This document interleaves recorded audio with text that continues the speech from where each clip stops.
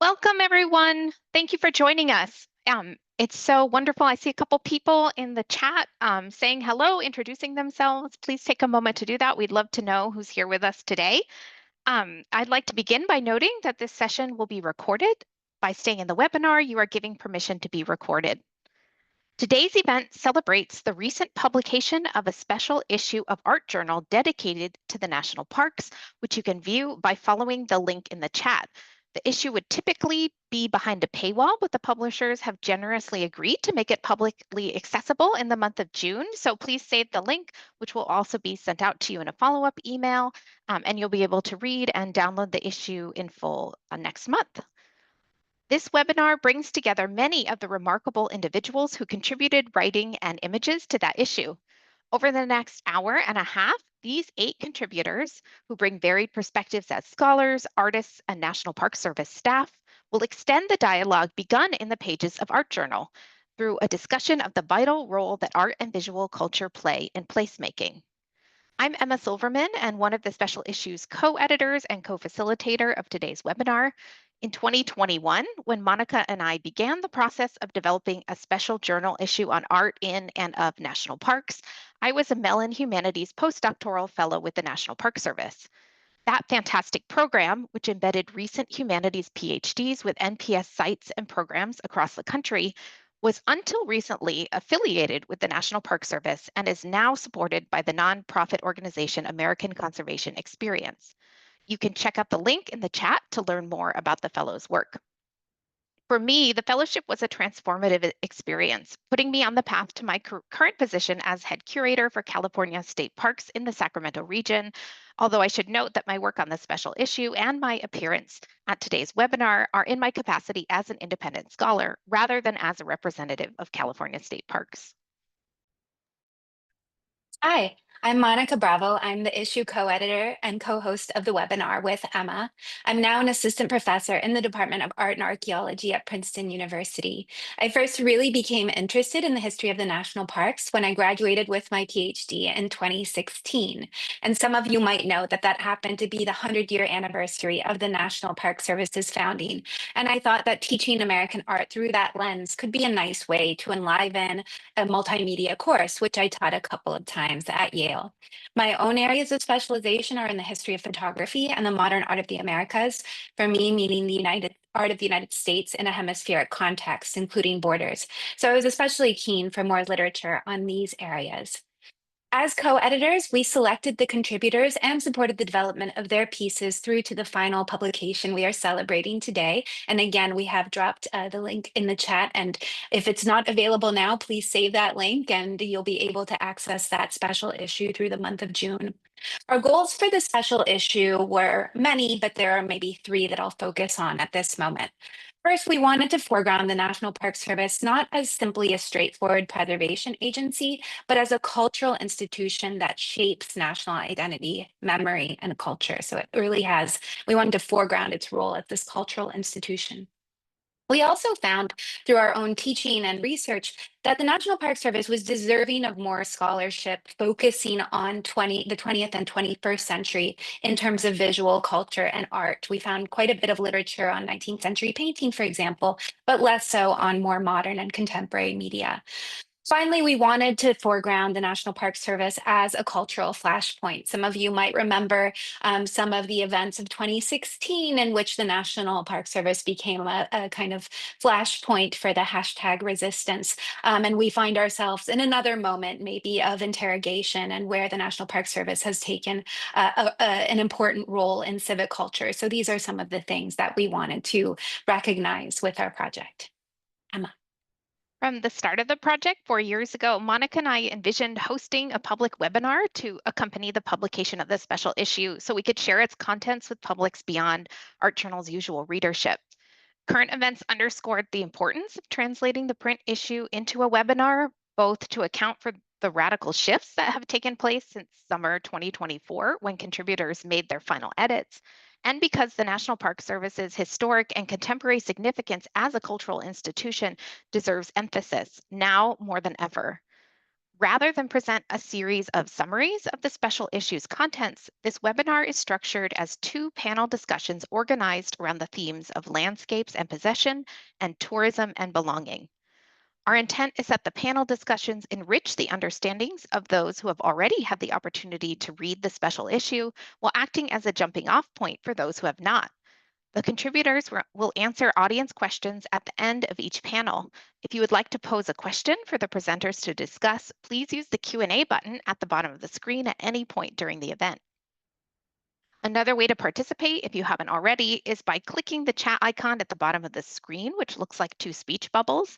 You can write comments there to exchange ideas with other audience members. To make sure that your comments are visible to everyone, be sure that where it says to in the chat box, you click panelists and attendees. And we encourage you all to actively participate through the chat and the Q&A, but we ask you to keep your comments respectful and on topic.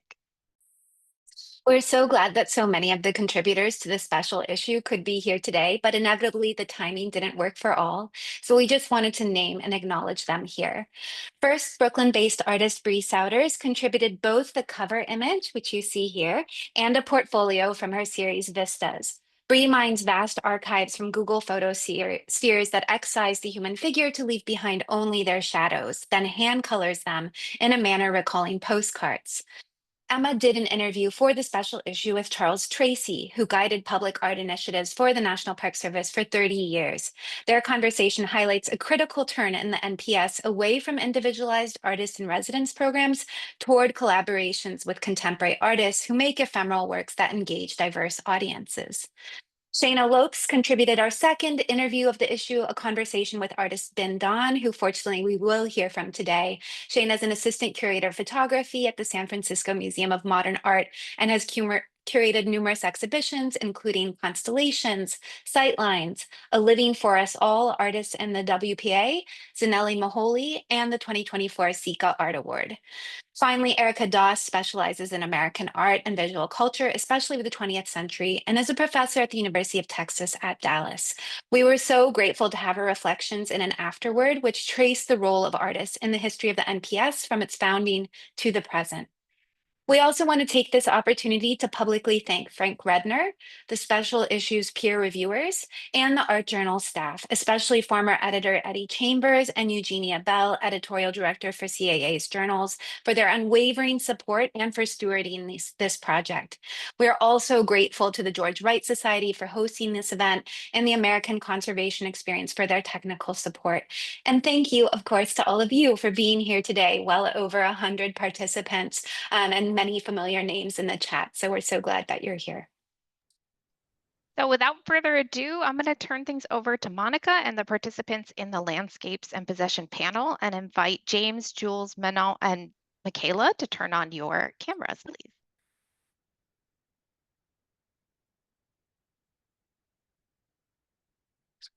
Great. So James Swenson is a professor of art history and the history of photography at Brigham Young University and is the author of two books.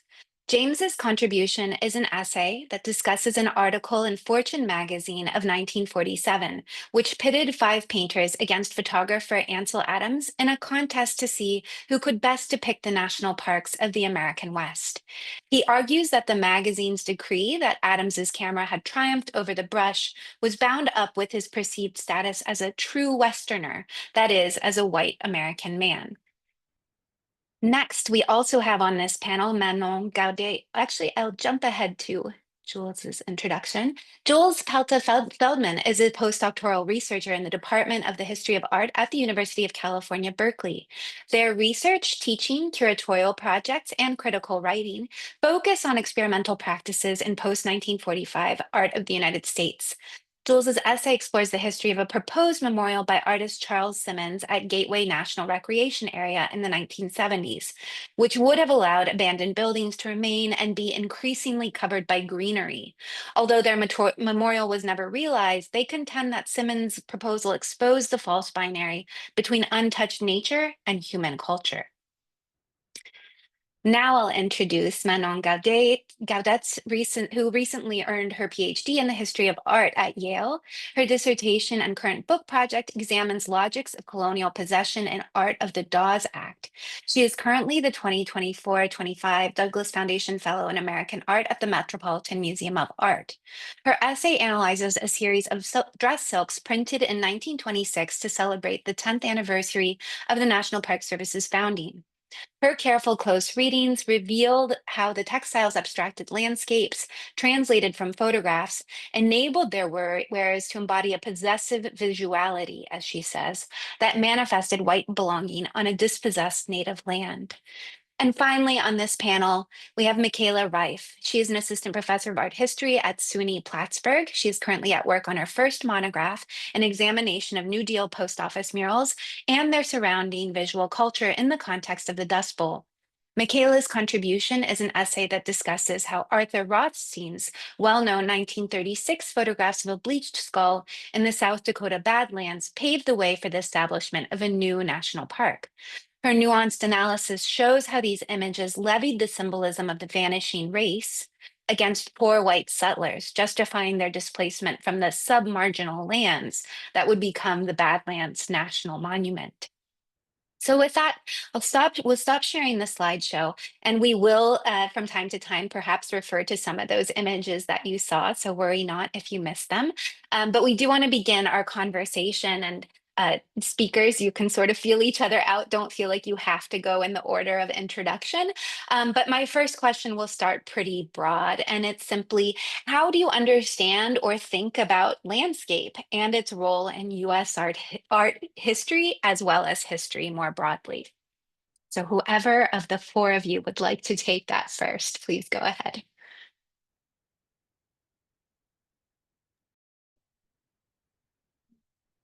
Monica, I can start. Well, first, thanks for this panel. It's great. Um, I'm from the West, and so landscape is just always part of the conversation. We're currently in droughts.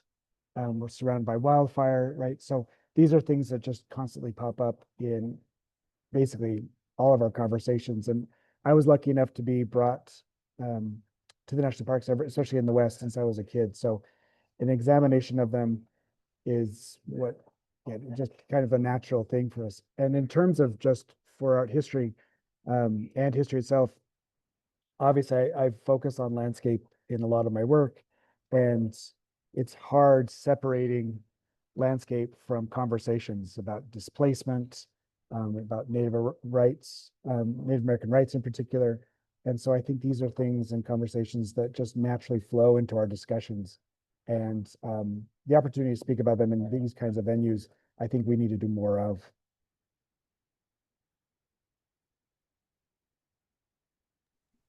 I can jump in briefly to just add about the role that landscapes play in American art history in particular, in terms of consolidating national identity.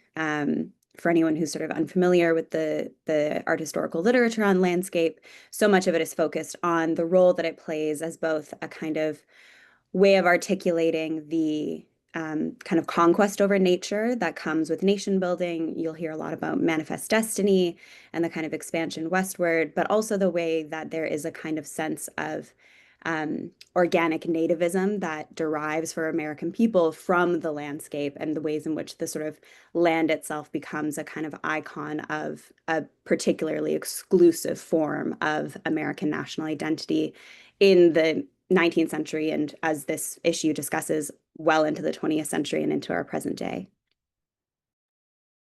Yeah, I'll jump in and kind of build on that. I think, landscape, as the art journal editor says in the very beginning of our issue, Derek Conrad Murray, it's fraught. And I think we all kind of feel that working in and around American, also a fraught term, art history. And, thinking of landscape as particularly a representational category, something that doesn't exist separate from representational codes, from culture, society, et cetera, et cetera.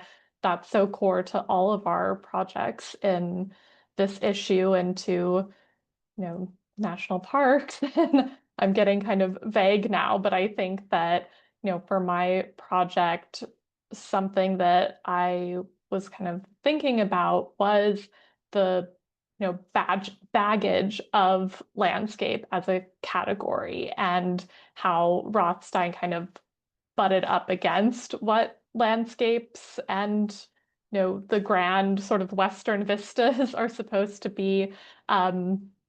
So yeah, fraught, I guess is the word we keep coming back to, but so at the core of any discussion around national parks. Yeah, I appreciate being able to speak after the contributions of my fellow panelists, being working on since I specialize in kind of later 20th century art, and so by the time that the artist that I'm reading about, Charles Simmons, kind of gets to the national park system, there's quite a lot of national parks history that's already happened, and quite a lot of American relationship to the land that's happened. And I'm seeing from all the really fascinating stories, introductions that people are giving in the chat, that we have a hugely diverse group of people with us today. And I'm seeing not all art historians. So I'll just very briefly give a tiny bit of art historical background to the project that that Charles Simmons, the artist I wrote about, worked on, which is that it makes sense to think about, certainly when we're talking about American landscape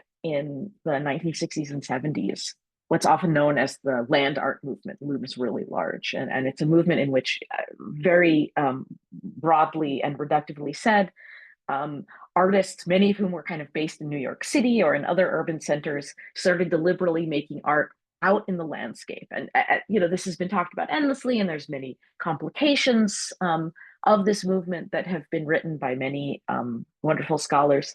But in short, part of what I think is so fascinating about Simmons' work is that he really kind of refuses to see the world around him as a binary between the city and natural space.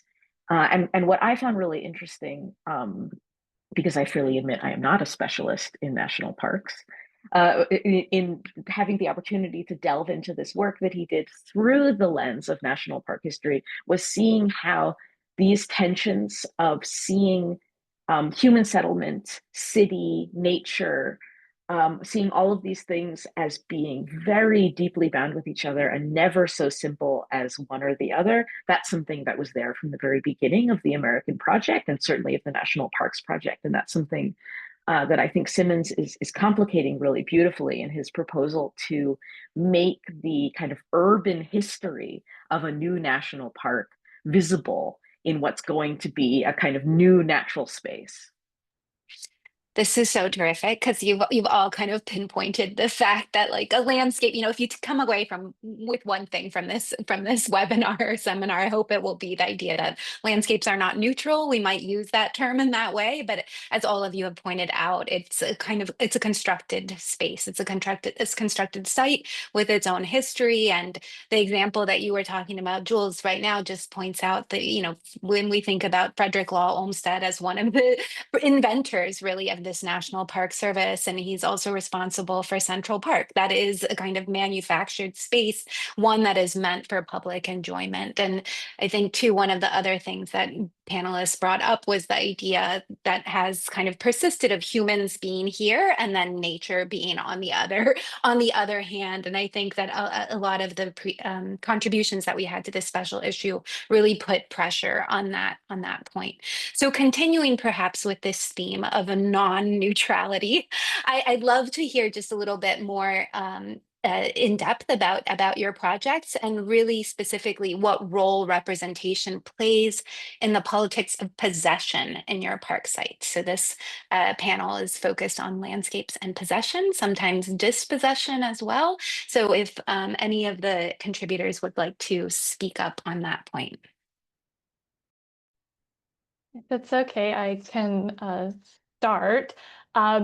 Kind of building off what you said, Monica, about the tendency, or I guess kind of troubling tendency, to view parks as, nature, with big scare quotes, all of these words over here, humans over here. And, of course, that makes me think of William Cronin's text, The Trouble of Wilderness, that many of us will be familiar with. But this sort of core issue with a lot of, and I'm speaking sort of generally about Western parks here, knowing that this doesn't stand for everything, but the idea that you can, preserve one space and then sacrifice or create sacrifice zones of another space.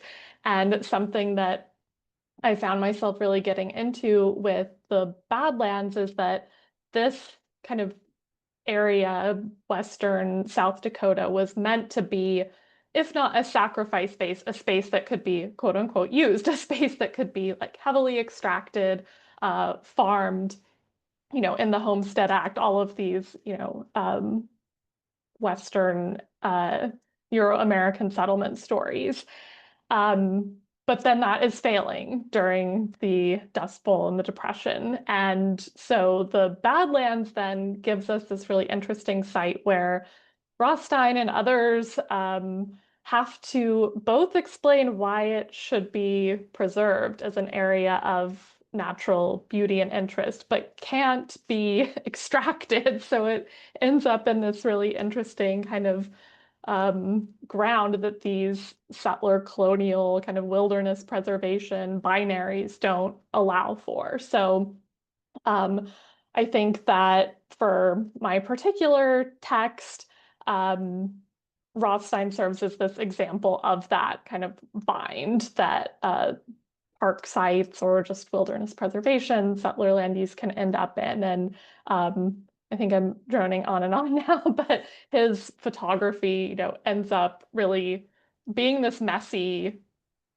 case studies of that exact bind. Yeah, not droning at all. And also, if any of you want to refer back to slides, please let us know. But I think maybe Manon's, maybe your contribution follows up nicely on Michaela's points. Yeah, definitely. Maybe if you want to bring up one of the slides, that would actually be helpful, especially the slide of the dress. So in terms of representation, the silk manufacturing company that I wrote about, H.R. Mallinson and Co., they inaugurate this project in 1926 of representing 12 of the country's national parks, some official national parks, some Niagara Falls, not national parks, but sort of in the national imaginary, really considered a central icon of national identity and, also, and I won't get into this too much, but sort of a cautionary tale in some ways for national parks and the importance that people considered for conservation at the time. But what's interesting about Mallinson is, that they're not the first to kind of take up the national park as an idea for dress silks. 1 year earlier, the Stelly Silks Corporation has an Americana series, again, also kind of thinking about American national identity and fashion and what it means to kind of produce a unique American design idiom. They also have a Grand Canyon print that they release by an artist, Clayton Knight, and it takes a really irreverent, very kind of modernist, abstracted perspective on the Grand Canyon. Quite literally, it's a kind of pile of detritus, and there's a kind of quote in the booklet produced to accompany that, which says something along the lines of, finally a use for the Grand Canyon to fill it up with essentially the detritus of modern life. And Mallinson takes such a completely sort of 180 on this and goes in the complete opposite direction. And they really insist on this idea that they are representing the national parks as landscapes, as naturalistic representations. And what's interesting about this is that it causes, in some ways, some anxiety for the fashion industry, who feel that they're sort of surprised in some ways that these work, that they end up being fashionable. And one of the reasons that they do work is because Mallinson kind of tethers between abstraction and stylization and representation. And so you can see on this dress the kind of, it's very clearly a depiction of waterfalls. And if you're familiar with images of Niagara Falls, you might be able to recognize it. But it's been sort of adjusted in such a way as to heavily focus on this very stylized, large floral motif that kind of cascades down the middle of the dress, which breaks up this idea of a kind of large landscape. And one of the things that I talk about in the article is what does it mean to take landscape, which we think of as a genre, as a representational genre, as very two-dimensional, something that's done in paintings, in photographs, and turn it into something that is designed to be worn three-dimensionally on the body, and also designed to be manufactured in a kind of serial repetition. And so these are roller printed. They have no beginning and end. And so if we think about landscapes in the kind of traditional art historical literature as genres that ideally represent an idea of manifest destiny, of kind of this like progression through space. Here we have this idea that that progression through space is really realized through the actual technical process of repeatedly rolling these out as kind of commercial objects with literally no beginning and end to this idea of possession. And then obviously put on a largely white woman's body and kind of made into the way that the white woman's body sort of becomes the literal ground for the national landscape as opposed to the other way around. So kind of flipping this traditional mode. This is fantastic, and it really leans in or rolls perhaps right into James's presentation, his contribution as well. And I'm going to go ahead too and invite the audience, if you have questions for the group, we're at about 35 after, we're going to open it up to those. So please do go ahead and drop in a question, but I do want to hear from James and Jules on this question about possession too. Oh, you need to unmute, James. Sorry about that. I'm in a loud cafe. Emma, could you pull up one of my images from just the spread of fortune? So for my essay, I was really interested in a June 1947 article that came out in Fortune magazine that was written by Bernard DeVoto. And in this, Bernard DeVoto obviously is reaching out to a new audience, right? Back from World War II, eager to get out in their automobiles, start traveling around the United States again. And so for this article, DeVoto invited his friend Ansel Adams, but Fortune also invited 4 other artists to be involved. Max Ernst, the famous surrealist, right, who was at this point living in Sedona, Arizona. Don Kingman, a Chinese-American artist and illustrator. Jane Berlandina, who was French-American, coming out of San Francisco, and another by the name of David Fredenthal. And so this essay gave me an opportunity to look at their work, but it really provided a great case study for me to examine how when Ansel Adams sees this, he sees this as a victory for modernist photography, particularly his brand of photography. And so I was really interested in looking at this and positioning him, especially with these other contributors, and trying to get at and disentangle really how Ansel Adams could see this as a victory. And yet at the same time, right, if you've gone to a national park, you know that, and especially in the decades after this, that in terms of politics of possession, this notion of photography really dominating the representation and who could represent these places. Think of Ansel Adams workshops in places like Yosemite, and this notion of who it should represent it, who should possess it. And so was really kind of the driving question that I had is, again, how does this set up, right? Not just this opportunity for Ansel Adams to say that he was the victor over Max Ernst and all these others, but how for the next few decades, photography comes to be seen and really connected strongly with the national parks in the West. Clearly, we know about this with Ansel Adams and his connection to Yosemite, and again, one seeming to build off the other, but just in general. And it's really interesting to look at this and see how Ansel Adams thinks he won. But if you've been to Bryce Canyon, and this is the opening spread of DeVoto's article. The Ansel Adams is the small one on the bottom, and the Max Ernst image is on the right. And you can't go to some of these places, especially places like Bryce, without just being overwhelmed by the color, by the spectacle of it. And in many ways, Max Ernst does a better job in describing the experience in the place, more so than Ansel Adams. So that's what I was looking at with this. And again, I loved the fact that this provided this nice little case study at this important moment in terms of the national parks, which really begin to explode from the 40s into the 50s and beyond. And that is really the kind of the guiding question behind this essay. Beautiful segue into Jules's later work too, to think about a very different kind of mode of possession that's maybe not about possession at all. Yeah, that's it. Again, it's so interesting to hear from my fellow contributors and the moments of American history and of the National Park Service that their contributions are examining. And this is exactly the image I would have asked you to bring up, so thank you. So what's happening in the 60s that the artist whose work you see here, Charles Simmons, is picking up on is a new moment when the dispossession of land that is such a big part of the story of the founding of America as a modern Western nation. So much of what's happening in the 19th century and the beginnings of these movements towards what's going to become the National Park Service, this conversation is more or less over, or this history has sort of been written at this point in the 60s. Most of America has been more or less settled and explored at this point.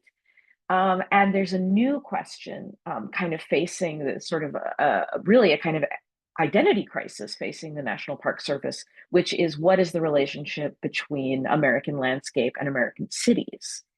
And part of what I found in doing research for this piece is that there's a very heated discussion happening about what cities are in America and what they mean. Our cities really were seen as a kind of dangerous places in a lot of ways, places of political unrest, often coded as kind of racial tension, unhealthy places to live where the air was bad and there's nothing green that's growing and anything like that. Charles Simmons is an artist born in 1945 in New York City. So growing up as a city kid, of course, not far from Central Park, this great masterwork by Olmsted, who is so important to the history of the American landscape and that lens on the American landscape.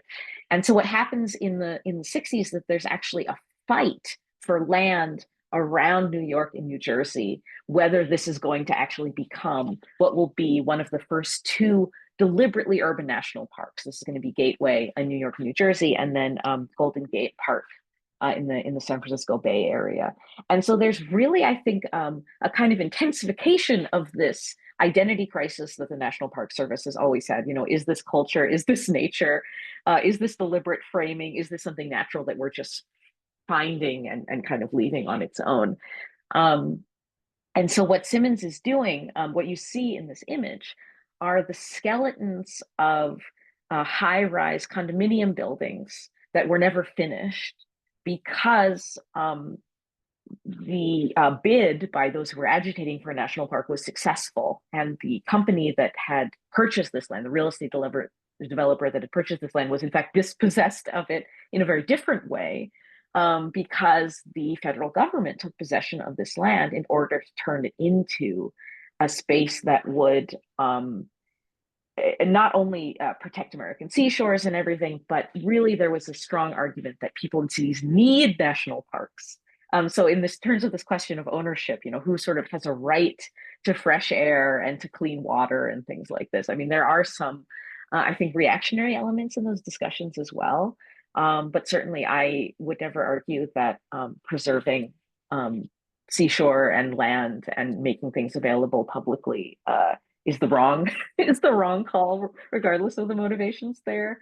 Well, I don't want to be categoric there, but and so what you're seeing from Simmons is a proposal not to get rid of the evidence that this had not always been a natural space, but rather to incorporate it into what's going to become the park. So he says, well, rather than knocking these buildings down, why don't you just plant them with wisteria and then they can become a kind of monument, in fact, to Stanley Pankow, who was a very important urban planner and architect who was really instrumental in getting this national park to happen. He was a New York-based architect who really was instrumental in arguing that this needed to become not just a regional park, but the only way for it to work was if the federal government stepped in, which indeed it did. Part of the complicated legacy of environmentalism of the Nixon administration. They founded the EPA.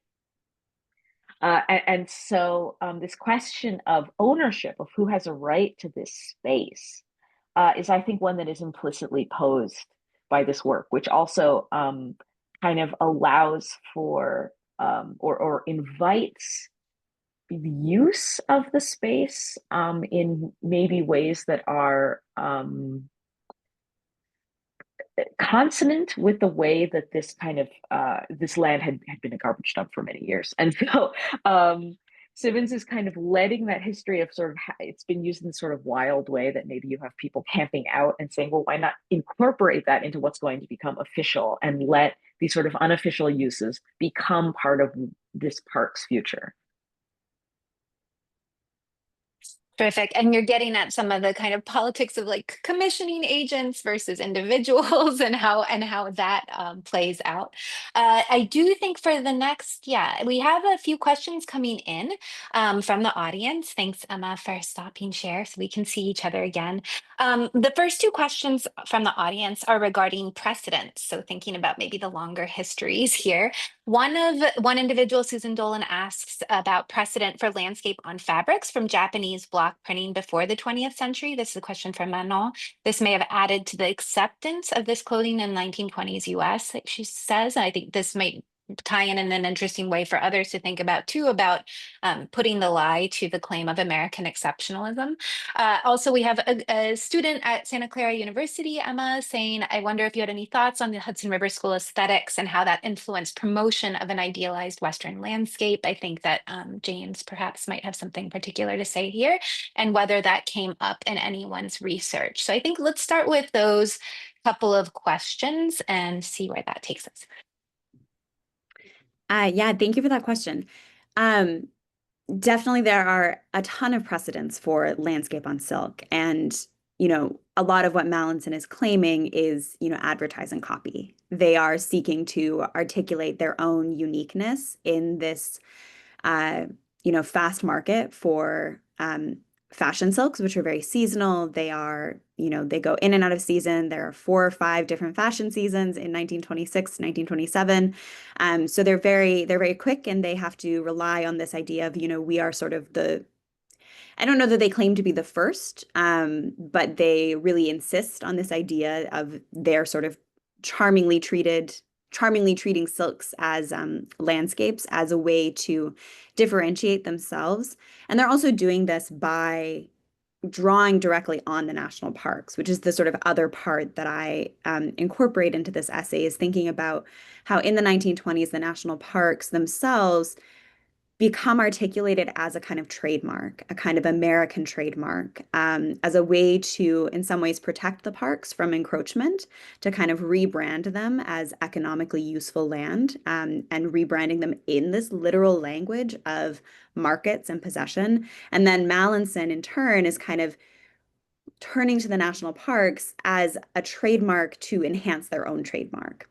And so all that is to say that there is definitely precedent. I mean, toile, Japanese block printing, and also just the sort of precedent for, I don't want to call these propaganda silks, but, there is a huge precedent for the relationship between fabric and political beliefs well before Mallinson is doing this. And I don't think that they are inherently politicizing their fashion silks, but they are certainly sort of in this tradition of drawing on contemporary discourses, political discourses, in order to get clientele. Thanks, Manon. James, did you want to take the Hudson River School question? Yeah, could you actually, I think it's fantastic. There's so many comments. I Sure. could barely figure out which one it is, the specifics of the question. So yeah, so No Monica, could you problem. help me? No problem. They were asking if I had any thoughts on the Hudson River School aesthetics and how that influenced promotion of an idealized Western landscape. Yeah, I think in terms especially with the notion of the sublime, Yeah. obviously And I coming out of think if you tradition. could help remind those who might not be so familiar, James, like if you could kind of characterize the Hudson River Yeah, School. for sure. So obviously coming out of the Hudson River Landscape School, we look at Thomas Cole, coming about 1848 and onward, this notion of wilderness, and really wilderness is a migratory principle that obviously with Hudson River, they're looking at upstate New York, but slowly that notion of wilderness starts to migrate westward. And one of the driving factors was this notion of the sublime, right? This older idea, right? Beyond the picturesque, that basically is an admixture of terror and awe, right? These places that are so beautiful, so immense, so almost unfathomable or awe-inspiring, that they also induce terror, right? This kind of Old Testament notion of what landscape is. And so obviously as wilderness migrates westward, we get out to places like the Grand Canyon, and Yosemite, places that were, especially early on, even though set aside, still difficult to get to, but continue that discussion of these just immense places and spaces that not only incorporate wilderness or wildness, but become these sites where we still go to experience something bigger or larger, more all encompassing than what we are or how we see ourselves in terms of our identity. So obviously with these Western national parks, Grand Canyon, Yosemite, Glacier, even the more intimate ones like Bryce Canyon National Park or Arches National Park become a place where people can experience this and want to capture that and represent it. And think of pulling out your phone or your camera to try to capture this, and yet being limited by the size of your screen of your phone, and yet trying to capture the immensity of these places. And for somebody like Ansel Adams, that becomes more a stock and trade, even to the point of really obscuring or obfuscating the presence of human presence in these places to make them feel as if, right, they are these sublime places waiting to be discovered, when in reality, most of them have hotels and other human reminders of just the incursion of civilization. So Thanks for bringing that to the contemporary moment too. We have other great questions that are appearing in the Q&A. In order to stick to time, we are going to move on to the next panel, but we will be coming back, all of us, at the very end for another 10 minutes of Q&A. There's a question in particular that I'm going to ask Michaela and Jules to respond to regarding the government. But I think we'll hold that as a bit of a teaser until the end. So all of our panel can turn off our screens and the others will go ahead and turn on. Thank you. Thanks so much, Monica, and thank you to all the panelists having that fascinating conversation on landscapes and possession. I'm excited to continue the conversation at the end of the webinar with the whole group.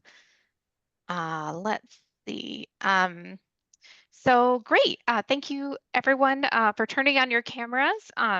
So when Monica and I were thinking about some of the sort of central themes that animated the contributions to the special issue, in addition to landscapes and possession, we were also thinking about the themes of tourism and belonging. And I think the contributions of the 4 individuals on screen especially speak to these themes. So I'll introduce them now. Ben Don is an artist and associate art professor at San Jose State University. His work is in the permanent collections at the National Gallery of Art, SF MoMA, the Center for Creative Photography, and the Huntington Library, among others. Since 2012, Ben has been using the daguerreotype, one of the earliest photographic processes, to explore the national parks. This ongoing series reflects on who has historically pictured these landscapes and those who frequent these sites today. The special issue showcased a selection of Ben's photographic artworks, as well as his interview with curator Shayna Lopes. Ben and Shayna's conversation reveals Ben's making process and considers how his identity as an immigrant informs his interpretation of existing and possible park landscapes. The special issue also included the essay Passing Through Plains Indigenous Art and Hospitality in Glacier National Park, which was co-written by Joseph Zorden and Rachel Tang, who are both doctoral candidates in the History of Art and Architecture Department at Harvard University. Joseph is currently a Terra Foundation for American Art predoctoral fellow at the Smithsonian American Art Museum, and Rachel holds a Betsy James Wyeth predoctoral fellowship in Native American art at the Smithsonian American Art Museum and the National Museum of the American Indian. Joseph and Rachel's essay interrogates the nature of hospitality through a close investigation of Niitsitapi or Blackfeet narrative art murals made around 1914 for a hotel in Glacier National Park. In relationship with Indian Country Passage Denied, a multimedia artwork from 2005 made by Corwin Claremont, who is Confederated Salish and Kuntenani. Their analysis unsettles questions of authorship, legibility, and belonging by acknowledging disparate power relationships, while nevertheless imagining the potential for shared placemaking. Our final panelist is Nadia Westenberg, an independent scholar who studies the history and visual culture of the National Park Service. Nadia holds an MA in Decorative Arts, Design History, and Material Culture from the Bard Graduate Center and a BA in Philosophy and Art History from Fordham University. She's worked as a historian, archivist, and cultural resources manager at various parks, including Zion, Katmai, Yellowstone, and Yosemite. Today, Nadia is joining from Sitka National Historical Park, the first NPS site in Alaska. Nadia's contribution to the special issue is the essay Meet the Ranger Naturalist, New Deal Interpretation and National Park Service Posters, which examines the origins of these now iconic 1930s silkscreen posters.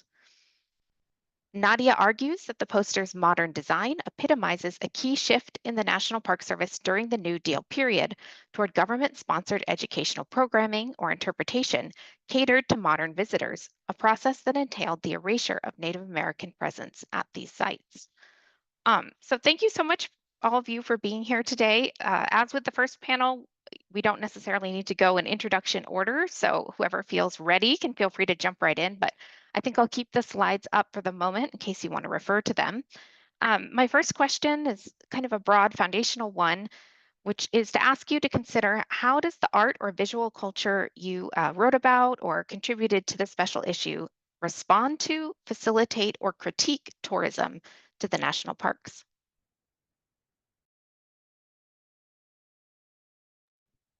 I can get us going. Thanks, Emma. Yeah, the posters are really fun for this question because they really kind of tell people how to be tourists in the parks. You'll notice across a lot of these tops, they advertise this ranger naturalist service or the naturalist service. And so for some context, these would have been hung in visitor centers and kind of accompanied by schedules of programs, what we now call interpretive programs, but ranger talks. So they're not really intended to draw visitors, but they're really geared to visitors that are already within the parks. But the lesson kind of when encountering this text is that you're supposed to be educated about the park while you're there. They really want you to be participating in these programs as sort of an active learner and kind of telling you that that's a vital part of the park experience. But then also with the choice of image, they're kind of telling you what's worth seeing, what are the places worth visiting in the parks. During the New Deal, there's so much investment in infrastructure in the parks. They're building roads and building all these new facilities. And of course, when they're putting in these roads, they're putting in, viewpoints and overlooks and parking lots at very intentional spots, sort of physically, curating your access to the parks and telling you where is worth stopping and what's worth looking at. And then they're doing the same thing with the posters too. So the same images that you'll see in park brochures are recycled on postcards and stamps. And then ultimately in the posters, on this one, you can see Old Faithful and El Cap and the view of, Grand Tetons from Jenny Lake. These very iconic sites where there are visitor centers and infrastructure for visitors. If you want to, can you go to the slide with the Old Faithful pictures real quick?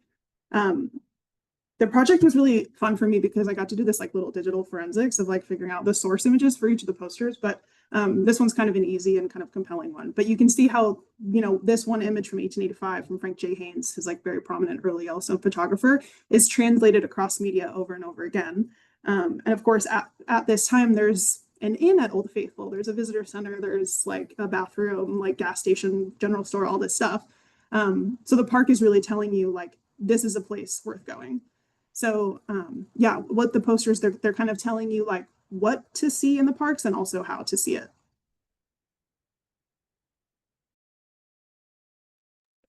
Hi. I could definitely jump in. So, I'm a photographer and artist, and I use this 19th century daguerreotype process. And we could stick on this slide here just to answer that first question about tourism. So, as a photographer, I actually enjoy the tourists in a way. It's kind of strange to say that. It's, the park is obviously very congested this time of year. But as someone who's photographing both the land and the landmarks and the mountain range, I also want to like preserve the tourists, the people, the individual people within the park. Um, and one of the imagery that's in the journal is one of Old Faithful, the one that Nadia just showed us, where I included the all the hundreds of people standing around this in a circle, looking at watching this geyser goes off, and I just sort of love that collective experience. You have everyone has their individual experience visiting this park, but then there's this collective experience that kind of gets recorded into in my case in a something called a daguerreotype. So again, with the way the daguerreotype records, it is because the exposure is it's about a minute or longer. Everything is very ghostly, so no really individuals kind of recorded, but it's more like a unit of people of movement that kind of happens within the park, which I really enjoy because the park is it's so much about time too. And most of the time when you're looking at a still photograph, you're just thinking about the one moment. But then the experiences of the park, it's like this whole day or whole week event that happens with somebody's going there and visiting the park and making memories from themselves. So I'll stop here and I'll pass it on. Before we go on, I was wondering, Ben, if you could also elaborate on what it's like to be a tourist engaged in this sort of laborious photographic making practice. You talked a little bit about your practice and that process in the interview in the issue. Would you mind sharing that? Yeah, I mean, so I guess in a way, I feel like sometimes when you're on vacation or you're participating in being a tourist, you're supposed to be having fun, enjoying yourself. And with me, it's kind of like work because I'm trying to document the park. I'm trying to document this landmark, and I'm trying to associate with past history. So most, I've been going to the park, at least Yosemite Valley, beginning which is Yosemite Valley since 2012 as an adult. So I never really went there as a kid. So I never associated the park as something that I did when I was growing up, but it's more something like I'm doing now because I'm trying to add to this discussion, this dialogue. So of course, when I go out there, I have like my van, which has all my darkroom equipment, all my silver plates, and my large format cameras. And sometimes when I'm photographing too, I'm also interacting with with people who are very curious of a large format camera, which because they don't see one these days. So yeah, it's both difficult, but at the same time, it's both fun. And when I get the picture I want, that's when everything sort of comes together and it's all worth it. Waking up at 3 a.m. in the morning, getting to a nearby park, and then leaving at the end of the day. So I'll stop there. Thank you. Oh, okay. Rachel and Joseph, I'm excited to hear from you about how your pieces engage with tourism. Yeah, I think you could go to our first slide actually. I think also just kind of following Ben, there's I think something that kind of like thinking about what we wanted to write about for this piece was just kind of in a very kind of similar ways, like thinking through how the collective and the kind of repeopling of the national parks almost in a way. But especially with the context of Glacier National Park, thinking about how Blackfeet peoples related to the park itself. And I think there's so much kind of a rightful critique as of late, right, has been where are Indigenous people within the histories of the national parks? And I think with kind of looking at this history of it, of the context of Glacier, and really kind of doing a deep dive into just how many stakeholders kind of go into making the national parks hospitable, like, right, how do these kind of spaces that are generally not necessarily close to the metropole, how are they made into palatable, sellable, and consumable spaces for tourists? And I think, and there's something too that I think that was really interesting about reading about how this railroad company that had come in to essentially do this, right, to make this land hospitable, accessible, and all these other things to a white tourist, is also seeing the degree to which actually Blackfeet peoples were included in this process. And it's not to say that, right, it's not unequal or fraught in all the various ways that it is, but kind of in thinking about just how much labor and how much of a community effort it was to produce the hundreds of feet of canvas murals that we talk about, thinking about all of the gifts of historic Blackfeet art that are gifted to the hotel system, it becomes such a kind of complex thing with really complex legacies, something that people still kind of talk about. And one of our footnotes, we highlight an interview that the Indian Arts and Crafts Board did with Blackfeet elders Ernie Heavy Runner and Daryl Norman. And even to this day, there's still this kind of thing where it's like, well, what does it mean to be included in these spaces? And I think there's something about, there is a kind of facilitation and just wanting, and again, like, right, like the hotels are trying to make themselves distinct and interesting places, an exotic place that people want to go. But there's also there's also always kind of I think a kind of backfiring in some ways in these spaces when you involve so much of a people engaged in their culture and history, and a real deep care for that continues even in this kind of space that's meant to be a kind of non-place or like a leisure space. There's still people who live there. And I think kind of something that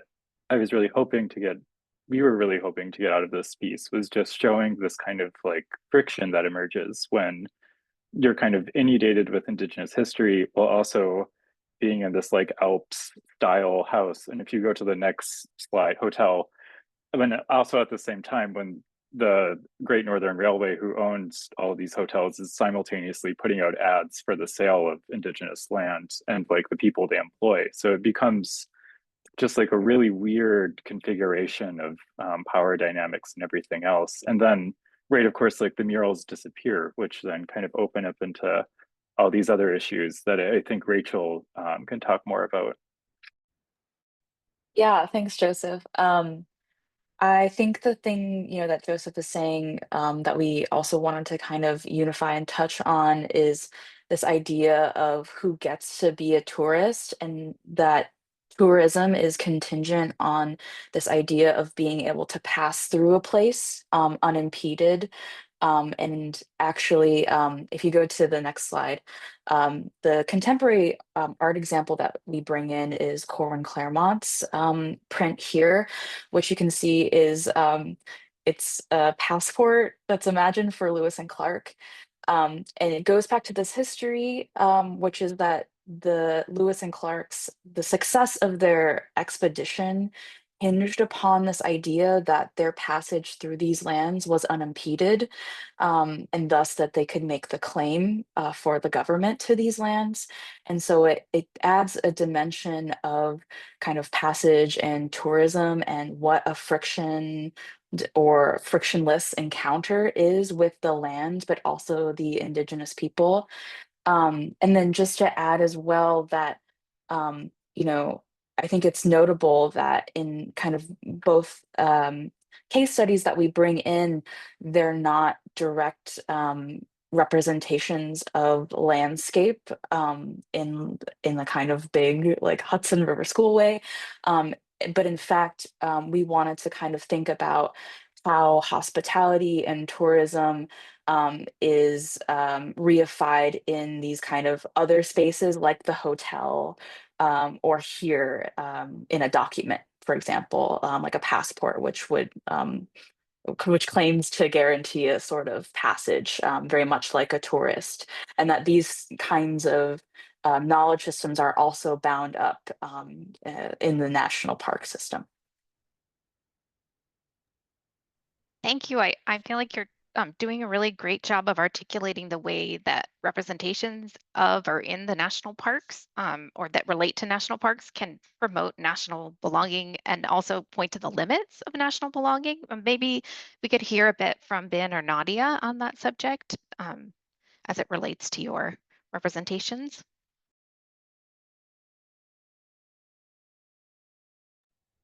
Yeah, I mean, I can talk to both. Well, I could talk to definitely to the limits. I mean, just a thought that, going to national parks requires a lot of resources, things like that. Just the cost of getting into the park. And when I was growing up, my family didn't have means to go to national parks, or in the conversation I had with Shannon, was that just the association with the word camp. It's sort of from my history, it's associated with refugee camp. And then, of course, Shannon talks about concentration camps. So just the idea of camping itself is some sort of terminology that we associate to something that is definitely negative. So yeah, when I was growing up, I always noticed that whenever I go to my friend's house, they always have these pictures of their family out and camping and things like that. And I always wonder, how come we don't do that, and of course, I when I was growing up, my family owned a TV repair shop. So all of our times were spent at that shop, taking care of the shop, and it was 7 days a week. So we never really had the means to go out there, or even time to go out to camping. So when I decided to visit the national park in 2012, but the first part, Yosemite, I really built it up. It was kind of an interesting experience for me, because it was something that was very nervousing, and one nervousness was just sort of passing through that gate where you approach someone in a uniform. They're part of the federal government, and once you technically pass through this gate, you enter this other space that you sort of equate to like all the amazing and complication of being an American, or like the idea of like the constitutions, or the bills of right, or you know all those sort of things kind of boils up. And at least for me, that's kind of like the baggage I carry whenever I go into the park to photograph these places. And if we look at one of the slide, I think that my first slide, how at least my project was started, was that when I found this tintype of three Chinese men in a backdrop studio portrait. And they're in this wooded studio portrait. And, we think about Chinese laborers within the California landscape, within the Sierra, or within, building the railroads and stuff like that. Those outdoor sort of laborers, they were already there within those spaces, but the representation through the historical documentation, as well as through just the narrative, didn't include them. So this project was more about inclusion for myself, as well as anyone who's going to look at the daguerreotype. The unique thing about the daguerreotype is that the viewer also see themselves in the work. So when they see themselves in the photograph, hopefully they will also think about their relationship to the composition I'm showing them, and or for example, this arch right here, which is it's safe for the benefit and enjoyment of the people, which is a quote from the Organic Act that sets out Yellowstone as a national park. So yeah, I was thinking about all these layering of history, of moments, and things that kind of comes into play. Yeah, I'll stop there. I really love and thankful you brought up that very compelling reframing of the concept of camping or passing through a gate. Yeah, really interesting to think about the varying experiences of those. I think my posters are sort of seemingly benign. Like they exist in the context of all this kind of patriotic rhetoric that's happening in the late 30s, early 40s. This is like the era of See America First, trying to draw folks to Glacier and other like American national parks before traveling abroad. And FDR is making all these speeches kind of equating visiting and appreciating parks as like a patriotic duty. So on the surface, they seem sort of inclusive and unproblematic, but they have these like subtle ways of indicating who their audience is. Thank you, Emma. So Bandolier is the only poster of the 14 that has a person in it. And it shows this like Euro-American woman in Western dress. She's in like a shirt and a skirt, descending into this kiva. But when you see the source image that was used as reference for the poster, you see how problematic it is. So this is Julian Martinez. He's a San Ildefonso Pueblo man. And he was one of the people who like did a lot of reconstruction, archaeological reconstruction of the kiva in the 1910s. And so there's a lot of beautiful photos of him and other folks at work. And so the composition is really compelling. So you can see why maybe the poster artist chose it, but they deliberately erase this man's identity, right? And even the top of the poster, guided trips through ruins, sort of evoking this like exoticism and sense of wonder almost, and with the female figure kind of encouraging visitors to approach this as like an exploration into this mysterious sort of like abandoned place. And I think, now we can acknowledge that that's a pretty problematic framing, very colonialist message that I think, contributes to the erasure of indigenous presence in Bandolier, but then you can expand that to all the posters as well. So yeah, the Bandolier poster is kind of signaling its audience in that way, but even on a lighter note, like the posters are very, in general, they're kind of indicative of this era. We're in the birth of the middle class, tourism era. People have cars, we're road tripping to parks. They all advertise things like auto caravans, campgrounds, clearly catering to an audience that has a car. But also they're kind of intentionally modern. They're strikingly modern for government work, right? Especially in the Great Depression era. And they're silk screen prints. So they kind of by necessity have this very kind of abstract design. They have these bold blocks of color, this sans serif type face. And so they're catering to a modern audience that actually appreciates this visual style, which like I said, is kind of novel for government work of this time. But also it's the tail end of the Great Depression. It's the 30s. A lot of them advertise that this is a free government service. You can see the Bandolier one says free campgrounds. Most of them have the word free somewhere on them. So they're also, while acknowledging that there's a financial barrier of entry, we're limited to folks who can afford these trips to parks. We're not catering anymore to the ultra wealthy who are staying in the really nice suites and arriving by railroad as they did a few decades prior. So the message is sort of that, like, you're welcome and you belong in this space as long as, right, like you are white or at the very least not native, you appreciate modern art, you have a car, you see the value of educational programs, and of course that you're enticed by this free government sponsored service. Thank you. I'm gonna stop sharing for now, but let me know, everyone, if you want me to pull up the slides again.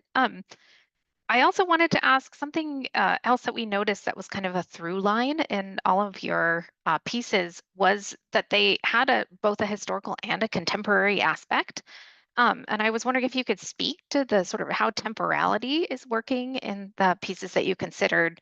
And then also if you want to comment on what makes visual rhetoric of the past feel so relevant today.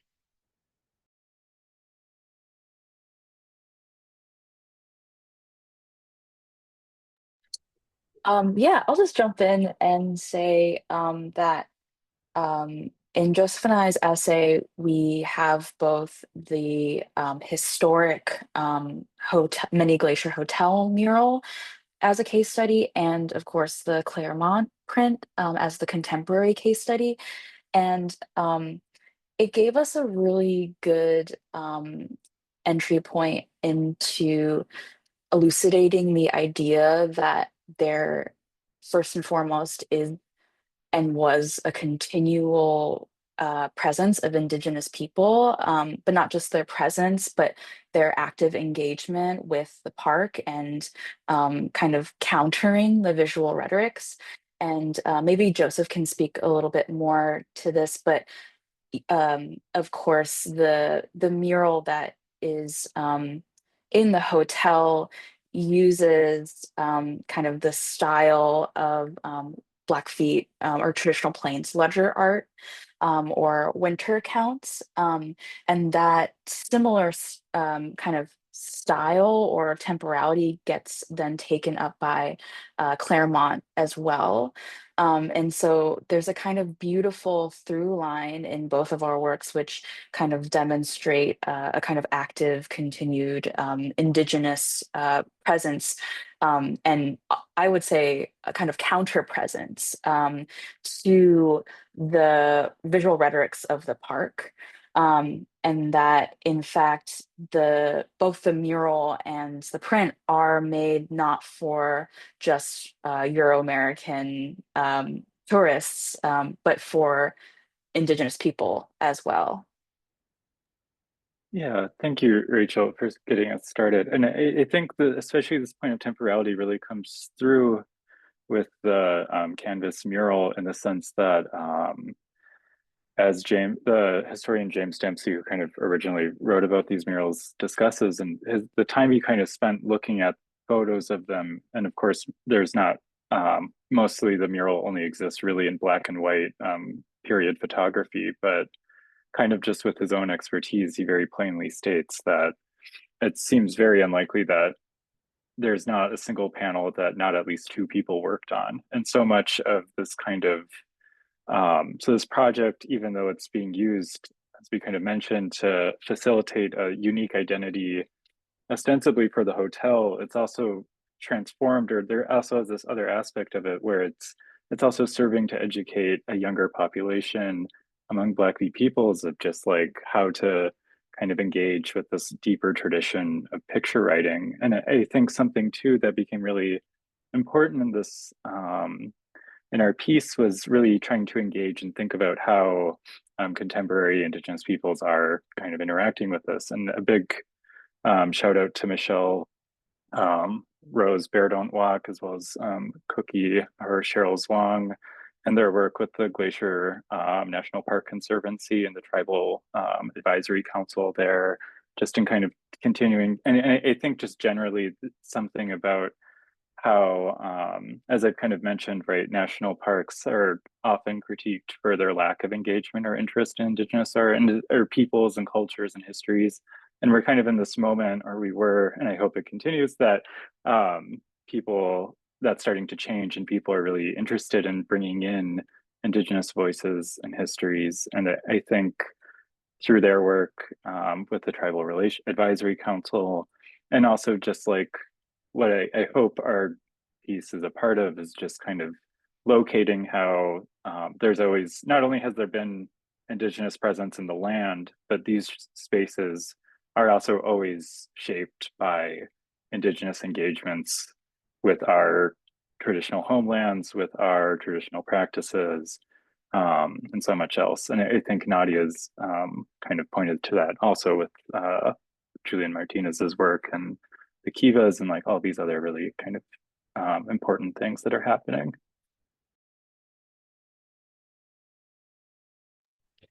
Yeah, I love your connection to the, Go ahead, Nadia, no problem. we're both so eager. No, Joseph, I love your connection to like bringing it to modern work happening in the parks, which I think Emma, I latched onto your part of the question asking like, why is this relevant to today? And I think the simple answer is like, it teaches park people who manage and visit parks how to do better. I am still a federal employee, so I have to be a little bit censored about my approach to this question. I have a lot of thoughts about parks in the modern day, but yeah, the simple answer is like, this teaches us how to do better. I think the posters, don't exist in their fashion anymore, but the parks produce similar products that advertise their ranger programs. They're still doing ranger programs in a very, similar way. They're a little bit more creative about the use of new media, but like ranger talks are still a thing. But we're better about being more inclusive about the visual products and about the messaging that that they are including in those talks. But for me, I think the lesson from the posters and from the New Deal, era in the Park Service is like, it has a lot of relevant lessons. Like, we invested so strongly in facilities, in hiring a lot of staff, and expanding the Park Service in that way. And it was a huge success. And my main takeaway is that the Park Service and this Free Ranger Naturalist Service, these are services. They don't exist to make money, but they provide a necessary service to our country, but also to visitors from across the world. And I think that the emphasis of the service aspect is the most important thing to keep in mind in this very poignant moment for the parks.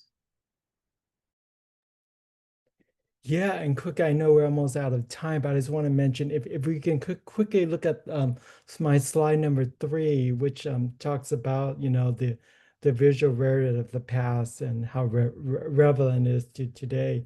In this piece here, I try to associate the Vietnam War to Yosemite Valley, and most of you might know that this landmark, which is the picture in the background, is called Three Brother, and in 1851 it was named Three Brother after the capture of Chief Tenaya, who was the Ahwahnee leader of the Ahwahnee people in Yosemite Valley. And the photograph of the portrait is a picture of my mother carrying my brother and me. So it's called Two Brothers and a Mom in a refugee camp in Malaysia before we came to the US. So again, associating that sort of like, a visit to a national park is also a visit to a war zone that's, it could be one in the past, it could be just thinking about all the visuals of the Vietnam War itself and all the sort of landscape that's been blown away, those are nature landscape, that sort of visual is really, and for me, is really strong when I visit a place like a national park. And I also think about like historical sites and of course national monument too, which also are part of the Park Service, which really talks about these particular historical land and what happened there. For example, Manzanar, which I photographed, and Trinity site, where the first atomic bomb was tested. So yeah, so all those visual reference from the past sort of helped me inform the places I visit and why I decided to spend some time photographing at this one location. I'll stop there. Thank you all so much, and thank you for noting the time, Ben. I was getting lost in our conversation, and I realized we only have about 10 minutes, so I'm going to invite Monica and the other panelists to turn their cameras on. I know that we have some audience questions, and I think many of those questions cut across the themes of the two panels. So please join us on screen. And I don't know, Monica, if sounded like you had a question or two in mind to raise during this time. Yeah, I think we'll try to keep it to 2, and I'll pose the first one that's about the federal government, and then the other one will be kind of even more cross-cutting. But the first question from Kara is about the ways that the federal government has direct influence over public lands. What observations or lessons do you find are particularly relevant to the current moment from your research of these past representations? And I think that perhaps especially Michaela and Jules and Nadia, if it's not too sensitive, if it is, of course, we respect that. But if somebody wants to jump in on this question about the federal government and what it might learn from the past. I can start by first saying, I think, Nadia, what you were saying in your last answer to me gets at a lot of this question. I guess lessons from the past, really, and how you've been thinking about that from within the MPS. And I hope this isn't too creative of an interpretation of this question, but as I was kind of thinking about it, something that I think is a productive challenge for this topic is that the NPS is a national program. Obviously, this is a really big subject, but at the same time, these are really specific sites.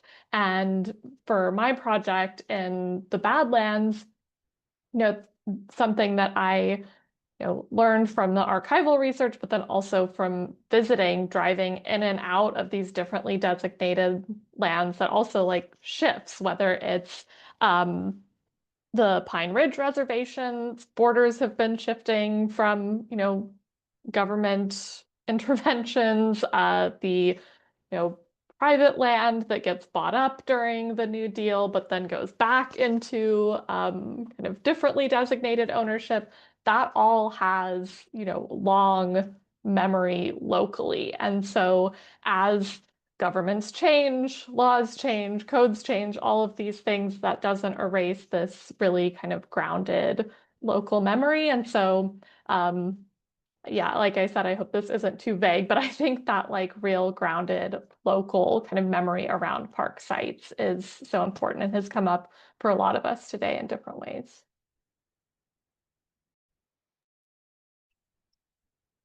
Yeah, I mean, it's what can the federal government learn from the past? Well, here's the thing. We can choose to learn from the past or not, but ignoring the past, which the federal government might well choose to do, does not mean that you're disconnected from it or that you can escape it. In the particular case of the contribution that I made to the special issue about this kind of temporary monument by Charles Simmons, nothing was ultimately left of what he tried to do. And indeed, even finding information about what he did proved really difficult. But I think maybe the legacy there is that however much you want to control a landscape and people's access to it, you're never really going to be able to do that. And there's always going to be unauthorized interventions. There's always going to be guerrilla monuments. There's always going to be relationships that people have to the land that aren't as prescribed. And that can mean, I was recently at Muir Woods and there's trees you're not supposed to take photos in because they're very old. And I saw people taking photos in them. So that's non-prescribed relationship to the land. Or it can mean guerrilla preservation. It can mean unauthorized individuals taking care of the land in ways that maybe are not indicated by the powers that be. So, at this moment, I feel more of a sense of hope in the possibility of unauthorized relationships to the land than maybe in the official ones. Fair, Jules. Nadia, do you want to weigh in, or it's up to you? Yeah, I'll say quickly. I mean, Jules, you mentioned your kind of experience at Muir Woods. Muir Woods has done an interesting job recently, kind of updating a lot of their interpretive signage and storytelling. And I think that's the main thing that the federal government can learn from the past. Maybe is creatively communicating why these places matter. I think the purview of the Park Service has changed since the posters that I studied. It now includes a lot more like cultural sites, and maybe the focus is less on these crown jewel parks, which make up, a minority of the 400 some odd sites in the Park Service. And now the agency is kind of working under these constraints of executive orders about storytelling and what we can talk about historically in the subject matter and the things that we can say. But I just have to have faith in our Park Service communicators and interpreters who can rise to the challenge and still tell important stories given the limitations that are now put on them. This is terrific. I note a few questions in the Q&A have sort of bemoaned on the one hand the efficacy of art in the national parks and programs like the Artist in Residency program. And then others, I think, are pointing out this question about whether we've noticed, whether there are examples of the ways that the national parks have maybe changed perceptions, have really impacted their publics. We do have just 2 minutes left, but if anybody wants a very quick kind of weighing in on that matter about, like, I think that we all kind of actually operate under the premise that culture does matter and actually does have an impact on the public in tangible and sometimes intangible ways. If anyone wants to weigh in briefly on that point, I'd love to hear it.